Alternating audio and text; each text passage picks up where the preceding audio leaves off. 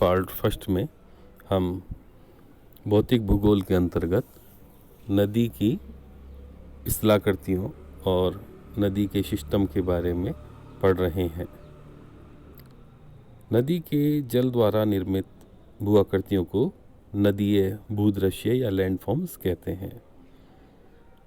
बहिर्जात प्रक्रियाओं में नदी का कार्य बहुत अधिक महत्वपूर्ण है।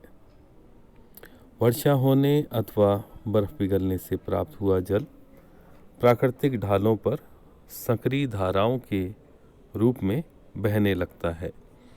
ये धाराएं मिलकर बड़ी होती जाती हैं, नदी का रूप ले लेती हैं और भूतल के जल को सागर या किसी बड़ी झील में ले जाने का ये एक प्राकृतिक साधन होती हैं। अब जिस स्थान से नदी शुरू होती है, जन्म लेती है, उसको कहते हैं नदी का उद्गम क्षेत्र, उद्गम स्थान या स्रोत।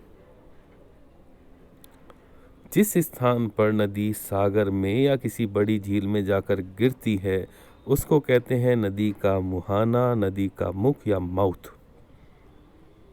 जिस मार्ग से नदी की धारा होकर गुजरती है उस मार्ग को कहते हैं उस नदी की घाटी, वैली। नदी घाटी के विकास में जब सहायक नदियाँ मुख्य नदियों से आकर मिलती हैं तो एक पूरा अपवाह बेसिन का निर्माण होता है। अपवाह बेसिन का मतलब हुआ जिस पूरे क्षेत्र का पानी लाकर वो नदी अपने साथ में बहाकर लेकर जाती है। और जल विभाजक किसको कहते हैं? वाटर डिवाइड या वाटरशेड किसको कहते हैं? ये होते हैं दो अपवाह बेसिनों के बीच के उच्च भाग को जल विभाजक कहा जाता है। उदाहरण जैसे भारत के पश्चिमी घाट की पर्वतीय श्रेणी एक बहुत अच्छा प्राकृतिक जल विभाजक का काम करती है, क्योंकि इसके पूर्व की ओर बहने वाली नदियाँ बंगाल की खाड़ी में गिरती हैं, इसके पश्चिम में बहने वाली नदियाँ वो अरब सागर में गिरती हैं। ये सारा क्षेत्र जिससे होकर नदी बहती है, जल ग्रहण करती है, उसको ही कहा जाता है नदी का अपवाह क्षेत्र, कैचमेंट एरिया। पूरे कैचमेंट एरिया का पानी नदी अपने साथ में लेकर जाती है और सागर में डालती है। तो ये कुछ मुख्य बातें थी जो कि नदी के बारे में जाननी ज़रूरी होती हैं, जानते भी हैं अधिकांश, फिर भी हमने इसको पढ़ लिया है। अब नदी कार्य क्या करती है, वर्क्स क्या हैं नदी के? तो नदी के कार्य हैं ये मुख्य रूप से 3। अपरदन यानी इरोजन। जब नदी अपने किनारों और तलहटी को यानी अपनी घाटी को काटती, छाटती, कुरेदती हुई आगे बढ़ती है तो इसको कहा जाता है नदी का अपरदन कार्य, इरोजन। दूसरा है ट्रांसपोर्टेशन यानी परिवहन।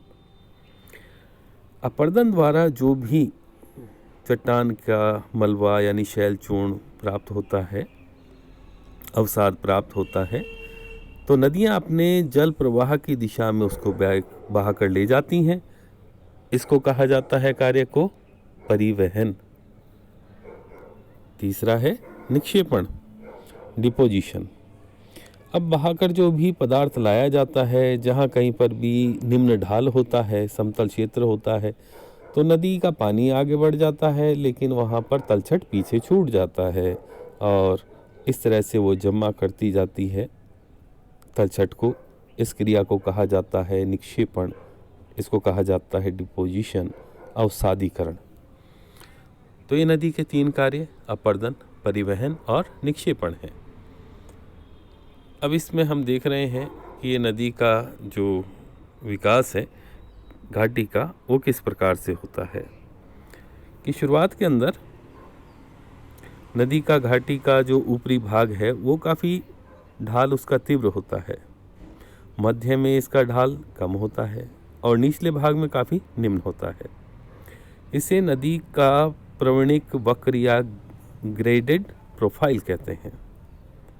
ऊपरी भाग में नदी की अपरदन क्रिया सबसे अधिक होगी क्योंकि वहाँ पर पानी की गति अधिक होती है, ढाल तीव्र होता है।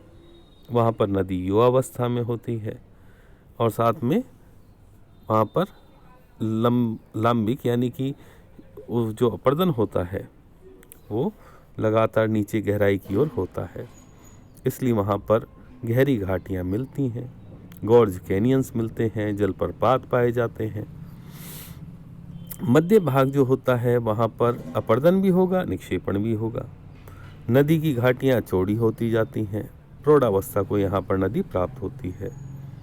इस क्षेत्र में मिलने वाली जो प्रमुख स्थलाकृतियाँ हैं वो हैं जलोढ़ पंख, जलोढ़ शंकु, यहाँ पर मिलते हैं नदी के विसर्प, गोखुर झील, इस तरह की स्थलाकृतियाँ।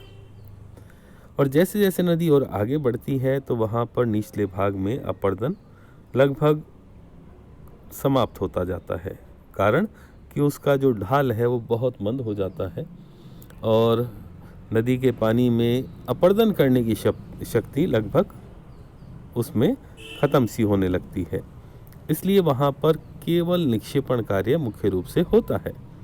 नदी की घाटी भी बहुत चौड़ी हो जाती है और वहाँ बनते हैं बड़े बड़े बाढ़ के मैदान, वहाँ बनते हैं डेल्टास। तो इस तरह से अलग अलग क्षेत्रों में ये अलग अलग पाई जाती हैं स्थलाकृतियाँ। इस चित्र के अंदर हम देख रहे हैं कि जिस भी क्षेत्र से होकर नदियाँ अपनी सहायक नदियों के साथ में होकर बहती हैं, उस अपवाह क्षेत्र के अंदर अगर उसको विहंगम दृष्टि से देखा जाए तो अलग अलग प्रकार के हमारे को पैटर्न्स देखने को मिलते हैं। कहीं पर ये पेड़ के जैसे हैं, द्रुमाकृति के हैं, कहीं पर ये इस प्रकार से बीच के अंदर अगर कोई ऊंचा क्षेत्र है वहाँ से अगर ये नदियाँ निकलती हैं तो घूमती भी निकलती हैं, ये इस प्रकार से सर्कुलर मूवमेंट उसका हो जाता है। तो अलग अलग प्रकार के इनके नाम इस प्रकार से रखे गए हैं। अगली कक्षा के अंदर हम नदी के जो स्थलाकृतियाँ हैं उनके बारे में और अधिक अध्ययन करेंगे। Thank you.